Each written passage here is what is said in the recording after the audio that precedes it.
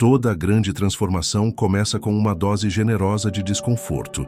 Parece ironia, mas é a realidade. Antes de melhorar, muitas vezes, tudo parece piorar. Freud já explicava que nosso inconsciente resiste a mudanças porque elas ameaçam a estabilidade da mente. E convenhamos, quem nunca sentiu aquele aperto no peito ao perceber que algo grande estava por vir? É como aquela sensação antes de um salto importante, hesitação total. Mas se há desconforto, pode ter certeza. Algo está prestes a mudar. Nosso cérebro não gosta do desconhecido. Preferimos lidar com problemas familiares do que nos aventurar por terrenos incertos. Imagine alguém infeliz no trabalho, mas que adia a demissão porque o medo do novo pesa mais do que a frustração atual. Freud chama isso de resistência do inconsciente. A mudança ameaça a estrutura interna e nossa mente responde com desculpas. Agora não é o momento certo. Ou e se não der certo? Mas e se for exatamente o que você precisa? A resistência não vem apenas de dentro, mas também de fora. Amigos e familiares podem reforçar crenças limitantes, projetando seus próprios medos em você. Freud apontava que o inconsciente coletivo molda nossas decisões mais do que imaginamos. Quando alguém decide mudar radicalmente, seja um novo emprego, uma mudança de cidade ou o término de um relacionamento, é comum enfrentar julgamentos. Mas a pergunta é: você quer agradar aos outros ou viver de acordo com o que realmente deseja? Curiosamente, as maiores mudanças começam como pequenos incômodos. Uma insatisfação aqui, um incômodo ali, até que algo estala dentro da mente. O desconforto se intensifica e ignorá-lo se torna impossível. Você já notou como algumas decisões importantes parecem surgir de repente? Mas a verdade é que o processo começou muito antes, nos detalhes do dia a dia. O problema é que, muitas vezes, resistimos até não haver mais escolha. A mente trabalha de formas misteriosas. Antes de uma transformação significativa, é comum sentir exaustão mental, confusão ou até ansiedade sem motivo aparente. Freud sugeria que esses sinais revelam conflitos internos prontos para emergir. Quem nunca passou noites em claro repassando possibilidades, sentindo uma inquietação inexplicável? Pois bem, esses sinais são a prova de que algo dentro de você já está em movimento, mesmo que você ainda não tenha percebido. E se o desconforto for, na verdade, um convite, um empurrão para sair do que não te serve mais? A grande questão é: você está disposto a atravessar essa turbulência ou vai continuar ignorando os sinais? Porque, goste ou não, sua mente já começou a se preparar para o próximo passo. E é nesse momento que o verdadeiro conflito interno começa. Toda grande mudança começa com um embate interno. Freud descreveu esse conflito como o choque entre o id, o ego, e o superego. O id busca satisfação imediata, movido por desejos primitivos. O superego, moldado por valores e normas sociais, impõe restrições e culpa. O ego, por sua vez, tenta equilibrar essas forças opostas. Esse jogo psíquico explica por que, mesmo desejando algo novo, nos sentimos divididos. Queremos avançar, mas algo dentro de nós segura. No fundo, essa tensão é um sinal de que estamos diante de uma transformação significativa. A iminência da mudança gera um aumento da ansiedade psíquica. Freud, em Inibição, Sintoma e Ansiedade, 1926, explica que a ansiedade é uma resposta do ego ao medo do desconhecido. O ego teme perder o controle, pois qualquer mudança ameaça a estabilidade da mente.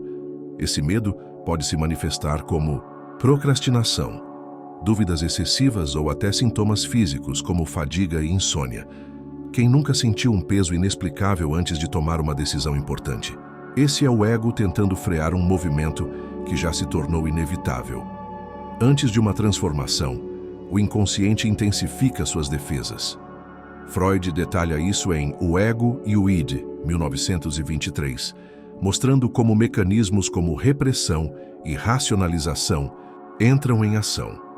A repressão empurra os desejos conflitantes para o inconsciente, enquanto a racionalização inventa justificativas para evitar a mudança. Por isso, muitas vezes, nos convencemos de que não é o momento certo ou as coisas podem melhorar sozinhas. Mas a realidade é que essas barreiras são apenas formas do ego manter a ilusão de controle. O aumento da tensão psíquica é um indicativo de crescimento. Freud aponta, em Além do Princípio do Prazer, 1920, que a mente humana tende a buscar padrões familiares mesmo quando eles são prejudiciais. Isso acontece porque o inconsciente opera segundo a compulsão à repetição, retornando a estados anteriores como uma forma de evitar o desconhecido. É por isso que muitas pessoas recaem em hábitos destrutivos quando estão prestes a dar um grande passo. A repetição é a armadilha do inconsciente, e reconhecê-la é o primeiro passo para quebrá-la. Os sonhos também podem ser um reflexo desse conflito interno. Em A Interpretação dos Sonhos, 1900, Freud mostra como o inconsciente revela, por meio dos sonhos, desejos reprimidos e ansiedades latentes.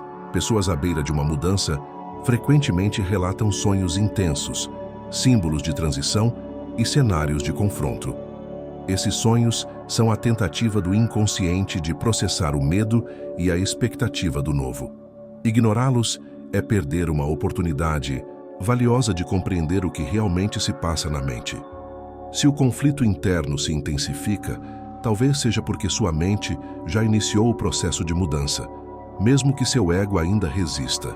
A questão é, você vai continuar cedendo à repetição ou vai desafiar seu subconsciente e romper o ciclo? Porque o próximo desafio é justamente entender como essa resistência se manifesta. A mente humana tem uma tendência curiosa. Mesmo diante da oportunidade de crescimento, ela insiste em repetir padrões antigos. Freud, em Além do Princípio do Prazer, 1920, chamou isso de compulsão à repetição, um fenômeno no qual o inconsciente nos força a reviver experiências passadas, mesmo que sejam dolorosas. Isso explica por que muitas pessoas retornam a relações destrutivas, sabotam oportunidades ou adiam decisões importantes. A mente prefere o desconforto conhecido ao desconhecido incerto, e é exatamente aí que reside o maior obstáculo para a mudança. Essa resistência não é racional, mas emocional. Em Psicologia das Massas e Análise do Eu, 1921, Freud demonstra que o inconsciente não obedece à lógica consciente, mas a impulsos primitivos e associações simbólicas. Assim, alguém que cresceu em um ambiente de escassez pode, inconscientemente, repetir padrões de autossabotagem financeira, porque sua mente associa segurança à limitação. Da mesma forma, quem sofreu rejeições pode desenvolver um medo irracional de se expor, mesmo quando deseja crescer. A resistência é, muitas vezes, uma defesa do inconsciente contra o novo. A zona de conforto, por mais prejudicial que seja, é vista pelo subconsciente como um espaço seguro. Freud identificou esse fenômeno ao estudar pacientes que, mesmo após compreenderem suas dores, relutavam em mudar. Ele observou que o inconsciente age como um guardião do passado, bloqueando tentativas de transformação. Por isso, tantas pessoas se sentem presas em ciclos viciosos, sem entender por quê. O primeiro passo para romper essa resistência é reconhecê-la. Toda vez que nos aproximamos de uma mudança real, o subconsciente reage tentando nos manter onde estamos. Os mecanismos de defesa são a principal ferramenta do inconsciente para evitar o desconforto da mudança. Em O Ego e os Mecanismos de Defesa, Freud e sua filha, Anna Freud, descrevem estratégias como a negação, a racionalização e a projeção. Quando alguém justifica sua estagnação com desculpas lógicas, não é o momento certo, vou esperar, estar mais preparado. Está, na verdade, usando um mecanismo de defesa para evitar o desconforto do desconhecido. A resistência é um reflexo da tentativa do ego de manter a estabilidade, mesmo que isso signifique permanecer em um estado de insatisfação. A terapia psicanalítica surgiu justamente para ajudar as pessoas a superarem essa resistência. Freud acreditava que trazer conteúdos inconscientes para a consciência era o único caminho para a verdadeira transformação. Em A Interpretação dos Sonhos, 1900, ele demonstrou como nossos sonhos revelam padrões ocultos, funcionando como um mapa para os desejos reprimidos. Muitas vezes, resistimos à mudança porque não conseguimos enxergar claramente o que realmente queremos. E é por isso que o autoconhecimento se torna essencial para romper ciclos e avançar. Se a resistência do subconsciente é tão poderosa, como podemos superá-la? A resposta está na exposição gradual ao novo e no enfrentamento consciente dos medos internos. Freud mostrou que quando o inconsciente é confrontado repetidamente com a realidade, ele se ajusta. O problema é que, muitas vezes, esperamos que a mudança aconteça sem esforço, mas romper um ciclo exige ação intencional. E é aqui que o medo entra como um elemento central nessa jornada. O medo sempre acompanha a mudança, não porque a transformação seja perigosa, mas porque ela ameaça a estrutura psíquica construída ao longo da vida. Freud, em Inibição, Sintoma e Ansiedade, 1926, descreve a ansiedade neurótica como um medo que não está ligado a um perigo real, mas sim a um conflito interno. Esse tipo de medo não surge porque o novo é ruim, mas porque o ego teme perder o controle diante da incerteza. É por isso que, muitas vezes, mesmo quando queremos mudar, sentimos uma resistência profunda e paralisante. O medo pode ser visto como um guardião do inconsciente. Freud explica que, quando estamos prestes a enfrentar algo que desafia nossos padrões internos, o ego dispara uma resposta automática de alerta. Isso acontece porque, durante a infância, formamos crenças sobre o que é seguro ou aceitável. Se, por exemplo, alguém cresceu em um ambiente onde expressar opiniões era punido, o simples ato de se posicionar pode gerar um medo irracional. A mente registra essa experiência como perigosa, ainda que, na realidade adulta, ela não represente mais ameaça alguma. A ansiedade muitas vezes surge como um reflexo do próprio desejo de mudança. Em O Ego e o Id, 1923, Freud explica que quando o ego percebe um desejo reprimido emergindo do inconsciente, ele tenta contê-lo. Isso gera um estado de tensão interna, onde queremos avançar, mas também sentimos um impulso para recuar. É por isso que tantas pessoas sentem um misto de excitação e medo ao se aproximarem de um grande passo. O ego luta para manter a estabilidade, enquanto o id empurra em direção ao novo. O resultado? Ansiedade, indecisão e, em alguns casos, autossabotagem. Mas e se, em vez de temer esse medo, aprendêssemos a usá-lo como um guia? Freud acreditava que os sintomas neuróticos tinham uma função: revelar conteúdos inconscientes que precisam ser trabalhados. Em A Interpretação dos Sonhos, 1900, ele mostrou como os sonhos ansiosos frequentemente simbolizam desejos reprimidos. O medo, portanto, pode ser um indicador de que estamos no caminho certo, pois ele aponta para algo que o inconsciente já sabe que precisa ser transformado. A questão não é evitar o medo, mas compreendê-lo. A psicanálise ensina que o enfrentamento do medo é um processo gradual. Freud via a terapia como um meio de trazer à consciência os conteúdos reprimidos e, assim, reduzir sua carga emocional. Isso significa que pequenas exposições ao que tememos ajudam o ego a se ajustar. Se falar em público desperta ansiedade. Por exemplo, começar com conversas menores já inicia o processo de reestruturação psíquica. O medo não desaparece de uma vez, mas se torna mais gerenciável à medida que enfrentamos a realidade. Se o medo é um sinal de que estamos tocando em algo essencial, ignorá-lo apenas perpetua a estagnação. O segredo está em interpretar suas mensagens e agir apesar dele. E é justamente quando começamos a enfrentar esses sinais internos que percebemos que a mente nos dá pistas sobre quando estamos prontos para a transformação. A mente sempre sinaliza quando estamos prontos para mudar, mas nem sempre sabemos interpretar esses sinais. Freud, em A Interpretação dos Sonhos, 1900, explica que o inconsciente se comunica através de símbolos, revelando desejos e conflitos reprimidos. Sonhos recorrentes com caminhos desconhecidos, viagens ou mudanças de cenário, são indícios de que a psique está processando uma transição iminente. Quando o inconsciente começa a empurrar novos conteúdos para a consciência, sinal de que algo interno já está se transformando, mesmo que ainda não saibamos nomear o que é. Outro indicativo importante é o aumento da autoconsciência. Em Psicopatologia da Vida Cotidiana, 1901, Freud demonstra como pequenos lapsos, atos falhos e esquecimentos não são acidentais, mas pistas do inconsciente. Se alguém começa a se sentir mais atento às suas emoções, percebe padrões que antes ignorava ou questiona escolhas automáticas, é porque o inconsciente está trazendo à tona informações valiosas. Esse despertar pode parecer desconfortável no início, mas é um passo essencial para qualquer mudança real. A insatisfação crescente também é um sinal clássico.